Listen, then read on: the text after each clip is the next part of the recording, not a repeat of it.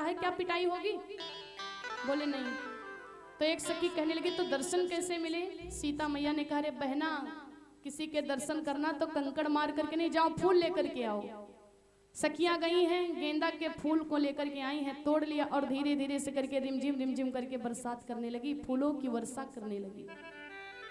भगवान नीचे नीचे चल रहे हैं, ऊपर से पुष्पों की वर्षा हो रही। गोस्वामी जी लिखते क्या है, हिया हर सही बर सही सुमन, हिया हर सही बर सही सुमन, सुमखी सुलोचन वृंद, जाहि जहां जहु बंद दो, तह तह परमानंदो। हिया हर सही बर सही सुमन, पुष्पों की वर्षा हो रही है। धीरे धीरे करके सारी सखियां पुष्पों की वर्षा करती जा रही हैं। परम आनंद की प्राप्ति हुई। और जब पुष्पों की वर्षा होने लगी तो भगवान श्री राम भी ऊपर देखने लगे, अरे कौन इतना प्रसन्न है जो पुष्पों की वर्षा कर रहा है। और जब भगवान ऊपर की तरफ झांकने लगे तो भगवान को पूरी सखियों ने देखा और भगवान ने सीता मैया के समेत पूरी सखियों को देख लिया, दर्शन हो गए। बोली सच्चे दरबार की, जाकी रही भावना जैसी। जो सखी भगवान को देख करके सोचती है कि अगर मेरा भाई ऐसा होता तो कितना सुंदर होता, तो भगवान श्री राम ने उस बहन को भाई के रूप में दर्शन दिया है कि मैं तुम्हारा भाई ही हूं, कोई अलग का नहीं हूं। और जो माँ भगवान को देख करके सोचती कि अगर मेरा ऐसा पुत्र होता तो कितना सुंदर होता, तो भगवान श्री राम ने उस माँ को पुत्र के रूप में दर्शन दिया। मैया मैं भगवान नहीं, मैं आपका बेटा ही हूं। और जो सखी भगवान को देख करके सोचती कि अगर ऐसा मेरा पति होता तो कितना सुंदर होता, तो भगवान हाथ जोड़ लिए, ये वरदान नहीं पूरा कर पाएंगे। क्यों? क्योंकि ये मेरा रामावतार है। और जब हम कृष्ण जी होते तो भाई जहाँ 108 थी 109 हो जाती, कोई दिक्कत नहीं थी। लेकिन ये मेरा रामावतार है।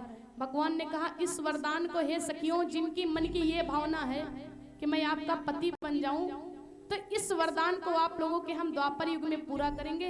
आप पूरी सखियां ही जाकर के द्वापर युग में सारी सखी बन जाओगे, तो सबके साथ में हम विवाह करेंगे। भगवान श्री कृष्ण के 16,108 विवाह हुए हैं। और फिर भी भगवान भोगी नहीं बल्कि योगी कहलाते हैं। क्यों? क्योंकि जो भगवान श्री कृष्ण जी के मोर में लगा है मोर का पंख, ये उसका प्रतीक है कि मोर भोगी नहीं होता है, मोर योगी होता है। बोली सच्चे दरबार की, बोली दुर्गा माता की। भगवान ने सभी सखियों को वरदान दिया है।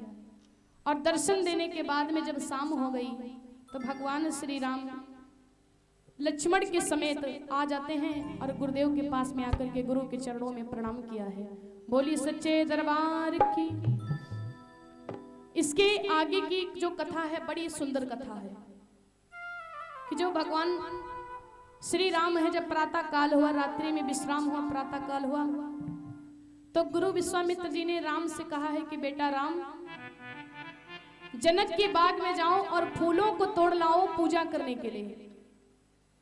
जब पूजा करने के लिए फूलों की बात आई तो राम जी साथ में अपने लक्ष्मण को ले लिए। तो माता पार्वती ने प्रश्न कर दिया, स्वामी पूजा के हित चाहिए, भरना था न जहाज, दोनों भाई क्यों गए फूल लेने के काजू।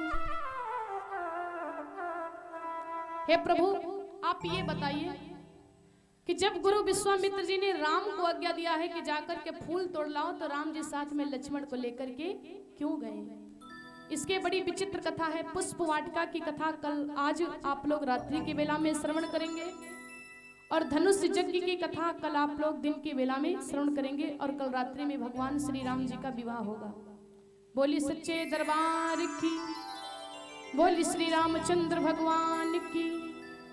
आइए तब तक की आरती की व्यवस्था कर लें, एक भजन और फिर उसके बाद में भगवान की पावन आरती।